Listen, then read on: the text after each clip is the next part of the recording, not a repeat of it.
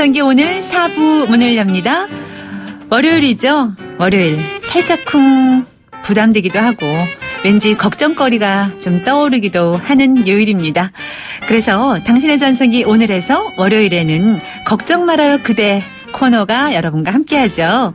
여러 가지 위험과 미래를 위해 들었던 보험 있습니다. 그런데 정작 보험금을 받지 못하는 경우도 있고요.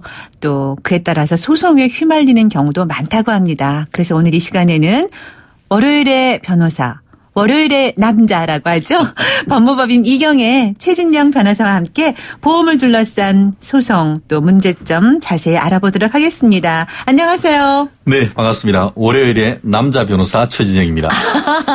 네, 그렇게 간단하게 소개하는 방법이 있었네요. 네. 자, 저는 이 월요일이 저희가 4부가 걱정 말아요 그대 타이틀은 이렇지만 저는 오히려 이 시간에 걱정이 안 됩니다. 변호사님과 함께 하기 때문에. 제가 미리 걱정 미리 많이 하고 왔습니다. 네, 그러셨어요. 자, 요즘 이렇게, 보험이 워낙 그 종류도 많아서 그럴 수도 있겠지만, 그래서인지 보험을 둘러싼 소송도 점차 늘어나고 있다고요. 네, 그렇습니다. 혹시 대개 보험 몇 개 정도 가입하고 계시죠? 좀 있죠. 그 시부시별로 하면 엄청 그렇습니다. 많죠. 네. 지금 제가 확인을 해봤는데요. 금융감독원 발표 자료에 따르면 2014년 6월 기준으로 1인당 3.6개, 4인 가족 기준으로 해서 한 집에 대략 한 14개 내지 15개 됩니다. 네. 이 정도 되니 왜 소송이 없고 하겠습니까? 그 보험료만 해도 만만치 않아요. 생활비 가운데 차지하는 게. 그렇죠. 네. 그런데 문제는 이제 말씀드린 것처럼 보험연구원에 따르면 보험 가입률이 가구당 거의 100집 중에 한 98집이 다 들었다고 하는데 네. 이게 보험 가입도에 대한 만족도 조사를 해보면은 이게 평가 대상이 되는 30개 중에 최하위랍니다. 그 반면에 보험 수입료는 30개 나라 중에 세계 6위라고 하니까 보험회사가 이렇게 높은 빌딩을 짓는 이유는 있지만 네. 제대로 주지 않는다는 불만이 있는 것도 바로 이 때문이 아닌가 싶습니다. 네. 그럼 보험을 둘러싼 소송이라고 하면 주로 어떤 것들이 많이 있나요? 그래요. 보험 소송을 알기 전에 보험 소송을 알려면은 전 기본 개념부터 한번 좀 짚고 넘어가면 좋겠는데요. 네, 좋죠. 저거 많이 들어보셨죠? 보험 계약자, 네. 또 피보험자, 네. 보험 수익자, 이런 거 얘기 들어보셨는데 용어들이 참 어려운데요. 네, 쉽게 보험을 한번 여러 개 들다 보니까 이제 조금 알 것 같기도 해요. 그렇죠. 아주 쉽게 예를 들려면 아내가 네. 부인이 남편 명의로 생명보험을 들었는데 그 사고가 났을 때 보험금 받는 사람은 아들로 했단 말이에요. 네. 그럼 이때에 그 계약을 했던 아내는 보험 계약자라고 하고 이 생명보험을 들었던 남편은 피보험자. 우리 공부할 때 뭐라고 하면 피 흘리고 다치는 사람을 피보험자라고 얘기를 합니다. 쉽죠? 네. 그리고 실질적인 보험금을 받는 사람 자식을 보험 수익자라고 하는데 네. 이것을 알고 한번 넘어가 보면 좋겠는데요. 네. 이런 소송을 이 보험 소송은 통상 보면은 보험회사 측이 제기하는 소송으로서 보통 보면은 보험 계약이 처음부터 잘못됐다라고 해서 보험 무효 확인 소송을 제기를 하기도 하고 네. 또 보험금을 일단 줘놓고 나중에 다시 한번 검토를 해봤더니만 이거 잘못됐다라고 하면서 준 돈 돌려달라라고 하는 이른바 부당이득 반환 청구 소송을 하는 케이스도 상당히 많은데요. 그 반면에 이제 우리가 보험 든 사람 입장에서는 왜 우리한테 보험을 안 주세요 하면서 네. 보험을 준 것도 제대로 주세요 하는 보험금 지급 청구를 하는 케이스가 있고 또 아까 말씀드렸듯이 우리가 분명히 보험 계약은 다 했는데 임의로 회사에서 이 보험 계약 해지했어요. 잘못 계약된 거예요라고 해서 거꾸로 이제 보험 가입자 측에서 이건 보험은 유효한 거니까 유효한 것을 확인해 달라라고 하는 보험금 유효 확인 청구도 법원에 하기도 합니다. 그러니까 거꾸로 또 임의 계약 해지하는 경우도 있네요. 실제로 상당히 많습니다. 그래요? 네, 그게 이따 말씀드린 보험 계약 체결할 때에서의 어떤 고지 의무 위반 또 보험 체결한 이후에 통지 의무 위반을 이유로 해서 보험 회사 측에서는 보험 계약을 해지하는 케이스가 상당히 많기 때문에 이 부분 방송 듣다 보면은 자연스럽게 또 많이 알게 되지 않을까 싶습니다. 네. 자, 보험 회사들이 또 오히려 보험 사기 혐의를 들어서 소송을 걸거나 보험금 지급을 미루는 경우가 많다고 해요. 보험 사기, 실제로 얼마나 많은가요? 뭐 교통사고, 보험 사기 이런 얘기는 많이 들어보긴 했는데. 그렇습니다. 아시다시피 뭐 가짜 사고도 있고 이른바 나이롱 환자도 있고 여러 가지 케이스가 있죠. 실제로 보면은 오늘 제가 어제 신문을 봤더니만 경찰청이 보험 가입자들에게 보험료를 사실 전가시키게 되는 그런 문제가 있기 때문에 보험 사기가 문제가 되는 거 아닙니까? 네. 오늘 7월 3일부터 해서 11월 3일까지 4개월 동안 금감원과 함께 보험 사기 특별 단속을 한다라고 하는데요. 네. 그 이유가 뭐냐면은 언론 보도를 보면 보험 사기 규모가 2014년을 기준으로 연간 5조 5천억 원 정도가 되고 이거는 가구당 40만 원, 1인당 한 10만 원 정도 보험료를 추가로 내는 그런 부담이 있을 정도로 사회적인 문제가 된다라고 하는데요. 그래서 작년 9월 달 같은 경우에는 기존에는 보험 사기도 일반 형법상의 사기로 했는데 보험 사기가 이게 사회적 문제가 된다고 해서 보험 사기 방지 특별법이 작년 9월 달에 시행이 되고 있습니다. 네. 그래서 작년 같은 경우에는 전체적으로 2,340여 건 합해서 한 7,700여 명이 보험 사기 혐의로 검거가 돼 가지고 전년 대비 검거 인원이 2배로 늘었다고 합니다. 엄청나네요. 그만큼 우리나라의 보험 사기가 상당히 만연했다라고 하는데요.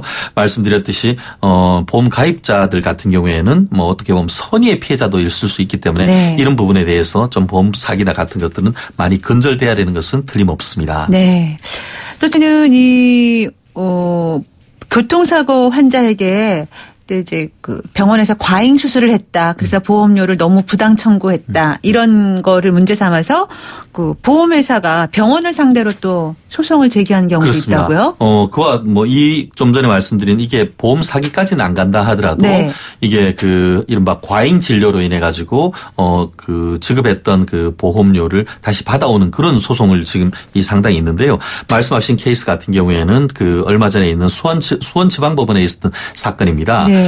한 보험회사가 병원을 상대로 해서 제기한 구상금 청구. 구상금이란 건 뭐냐면 이미 보험 계약에 따라서 치료비를 벌써 지급을 했는데 나중에 심사를 해봤더니만 그것이 결국은 보면은 쉽게 말하면 엉치뼈가 부러졌다라고 해서 거기에서 인공관절 치환술이라고 해서 이게 전체적으로 한 1,200만 원 정도 진료비를 지급을 했습니다. 그런데 나중에 이걸 다시 심사를 해봤더니만 이게 골절상을 제대로 입지도 않았고 이와 같은 인공관절 치환술도 더 할 필요가 없었는데 과잉 진료를 했다라고 해서 이 소송을 제기를 했었습니다. 그런데 이 부분에 1심에 대해서는 이건 과잉 진료 아니다라고 했습니다만 항소심 2심에 가서는 진료 기록에 대해서 전문가의 감정 결과를 봤더니만 이거 골절을 위한 것으로 인정되지 않는다라고 해서 이 치료비가 보험금 청구권의 대상이 아니다라고 해서 보험회사 손을 들어준 사건인 것 같은데요.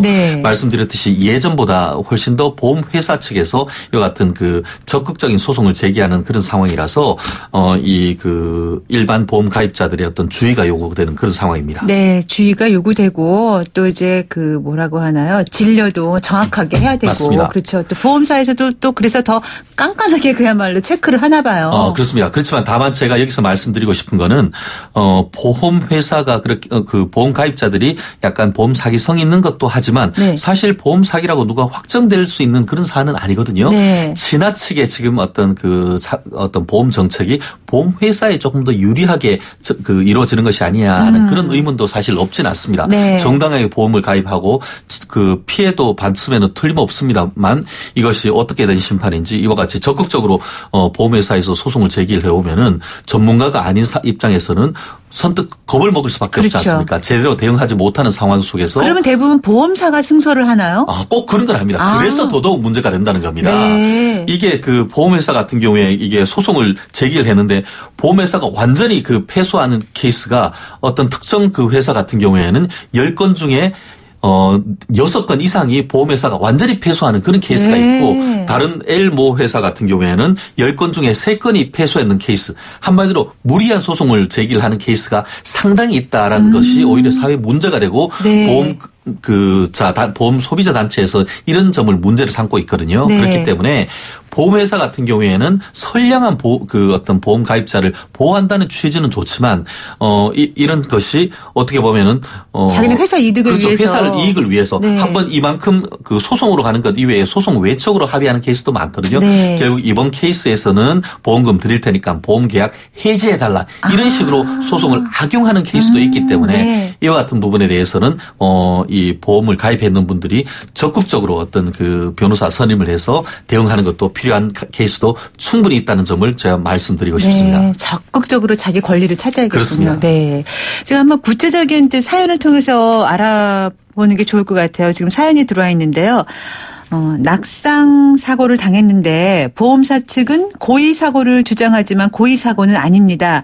이미 타 보험사에서도 지급받았는데 터무니없이 면책을 주장하더군요. 이럴 경우 소송을 간다면 시간이 많이 걸리는지요. 만일 패할 경우 타 보험사에서 받은 보험금은 다 반환을 해야 하나요? 라고 하셨네요. 이게 고의 사고가 아닌지는 어떻게 증명할 수 있는지. 그렇습니다. 이 코너 제목이 뭡니까? 걱정 네. 말아요, 그대. 네. 너무 걱정하지 마십시오. 네. 고의 사고에 대한 입증 책임은 네. 보험 계약자가 아니고 보험 회사가 입증을 해야 됩니다. 네. 그렇기 때문에 내가 어떻게 보험 사기가 아니라는 걸 입증하기보다는 회사 측에서 여러 가지 사유를 들어서 보험 사기다라는 걸 입증해야 되는데요. 통상적으로 보험사들이 소송 사안인지로 판단하는 기준이 한 몇 가지 있는데요. 먼저 그 보험 사고를 냈는 그 피보험자가 스스로 보험 가입을 했는지, 또 보험 가입 기간이 긴지 짧은지, 네. 그리고 또 총 납입한 보험료는 얼마인지 이런 것을 보는데요. 예컨대 A라는 사람이 있는데 이게 본인이 스스로 다수의 보험을 몇 달 동안 여러 건을 들었다. 생명보험, 손해보험 네. 그렇게 들었고 직업이나 자산 규모에 비해서 이 보험료가 터무니없다, 없이 많다. 이런 케이스에서는 보험회사에서 상당 부분 의심을 합니다. 네. 그렇기 때문에 그런 케이스에 대해서는 우리 그 피보험자로서 상당 부분 이런 부분은 그 법조인이라든가 손해사정인이라든가 보험 전문가들과 상의를 해서 대응하는 것이 맞지 않을까 싶습니다. 네, 소송을 하게 되면 이런 거 시간이 오래 걸리나요? 이거는 정말 사안에 따라 다른 케이스 바이 케이스인데요. 통상 제 경험으로 봤을 때 서울중앙지방법원 1심 판결을 기준으로는 대개 한 6개월 내지 10개월 정도면 1심이 되는 것 같은데요. 네. 저도 지금 그 보험왕이다라는 사람이 보험을 무리하게 가입하는 과정에서 그 회사 측에서 나중에는 이거 우리 임의로 우리는 회사는 책임 없어라고 해서 소송을 하는 케이스가 지금 상당수 있습니다. 네. 근데 그 케이스도 보면은 거의 6개월 내지 1년 정도 걸리는 것 같은데 사실 그 보험 소비자 입장에서는 상당히 당혹스러울 수밖에 없는 그런 상황입니다. 예. 만약의 경우 이럴 경우 패소를 한다면 혹시라도 이미 다른 보험사에서 받은 보험금은 또 반환해야 되나요? 그렇죠. 근데 거꾸로 고객이 우리가 이겼다. 네. 이런 경우에는 보험금 지급 거절한 그 회사에는 보험금 플러스 지급 거절하는 기간 동안에 지연이자도 받을 네. 수 있는 페널티가 있습니다. 네. 다만 말씀드린 대로 보험회사가 승소를 한 경우에는 이미 지급하지 않은 것은 아예 안 하고 지급했는 것 같은 경우에도 부당이득으로 반환해야 되는 부분이 있기 때문에 이런 부분에 있어 가지고는 상당히 주의를 해야 되고 여러 군데 지금 보험회사에 보험을 가입했는데 이미 받은 케이스가 있고 지금 말씀하신 거는 보험금 지급한 다른 회사에서 지금 이와 같은 면책을 네네. 주장하게 돼서 네네. 그 소송에서 우리가 패소를 하게 되면은 다른 회사도 소송을 해서 반환을 요청할 그렇죠. 그런 케이스도 상정할 수 있을 것 같습니다. 네. 자, 또 다른 사연입니다. 취업한 지 2달 만에 공장 지붕 수리를 돕다가 떨어져서 크게 다쳤습니다.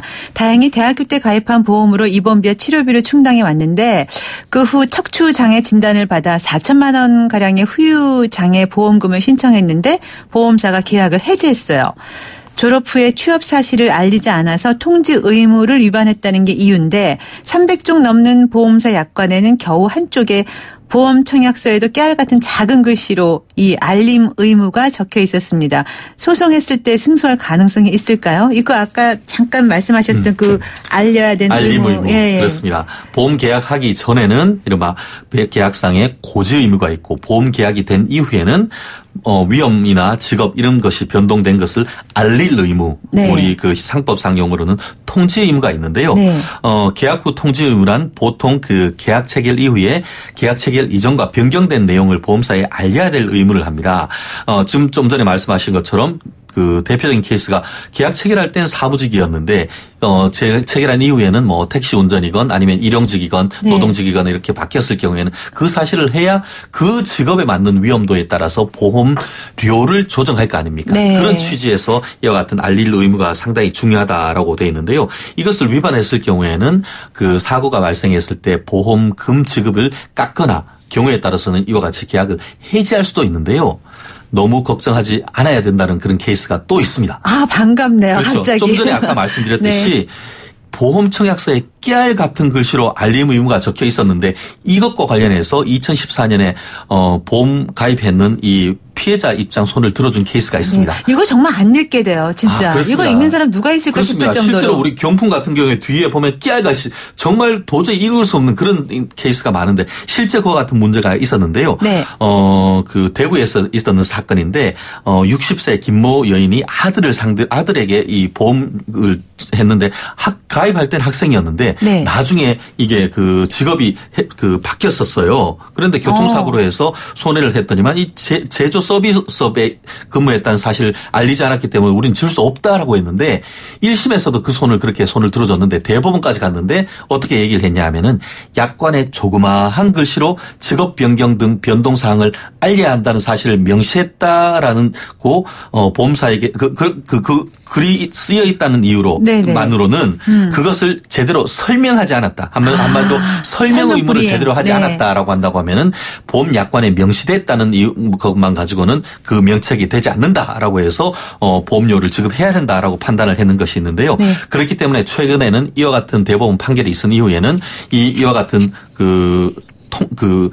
알림 의무에 대해서 서명을 하도록 그런 식으로 지금 얘기를 하고 있습니다. 그래서 이번 케이스 같은 경우에도 옆에 그와 같은 것을 제대로 알렸는지 여부를 다툰다고 하면은 경우에 따라서는 소송에서 승소할 가능성이 있기 때문에 이 부분은 전문가와 상의해 보기를 적극적으로 알려드립니다. 네.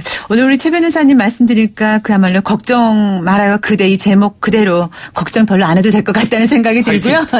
오늘 보험 관련 궁금사항 많이들 지금 보내주고 계신데요. 시간 관계상 오늘 여기서 줄여야 되고요. 다음 시간에 또 우리 변호사님 자주 나오시니까 또 함께 하기를 약속하면서 오늘 마무리 지어야 될 것 같습니다. 네, 고맙습니다. 네, 감사합니다. 네, 당신의 전성기 오늘 월요일 순서 함께 하셨습니다. 자, 오늘 문자 참여해 주신 많은 분들 감사드리면서 선물 받으실 분은 저희가 또 따로 연락드릴게요. 저는 내일 아침 10시 20분에 다시 올 것 약속드리면서 오늘 끝곡 띄우면서 물러가야겠네요. 오늘 끝곡은요. 도시의 그림자 노래 준비했습니다. 이 어둠의 이 슬픔 노래 들으시면서요. 오늘 하루 또 알차게 하루 꾸며 나가시기 바라겠습니다. 지금까지 김명숙이었고요. 당신의 전성기 오늘 이 프로그램은 삶을 완성하는 품격 롯데캐슬과 함께합니다. 여러분, 오늘이 가장 젊은 날입니다.